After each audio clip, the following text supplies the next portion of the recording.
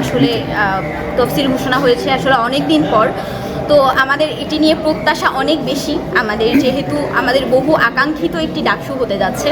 তো আমরা চাই যেন একটি সুষ্ঠু নির্বাচন সংঘটিত হয়।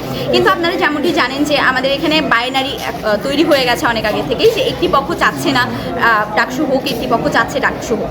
তো আমরা যারা চাচ্ছি ডাকসু হোক তারা আসলে খুব করে যেমনটি আগে মাঠে ছিলাম, এখনও মাঠে আছি, আরও সামনে থাকবো, যেন কোনোভাবে আমাদের ডাকসুটাকে ক্ষতিগ্রস্ত বাধাগ্রস্ত করা না যায়।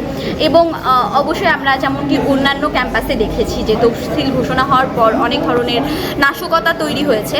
তো আমরা সর্বোত্তক চেষ্টা করব এবং আমার বিশ্ববিদ্যালয় কর্তৃপক্ষের কাছে একটি দাবি থাকবে যেন এই ধরনের নাশকতার সম্মুখীন আমাদের না হতে হয়, আমাদের সুষ্ঠু পরিবেশ যেন বিঘ্নিত না হয় এবং আমাদের নির্বাচন যেন সুষ্ঠু হয়। আমাদের 19-এর নির্বাচনের মতো যেন কারচুপির নির্বাচন আমরা না দেখি আরেকবার।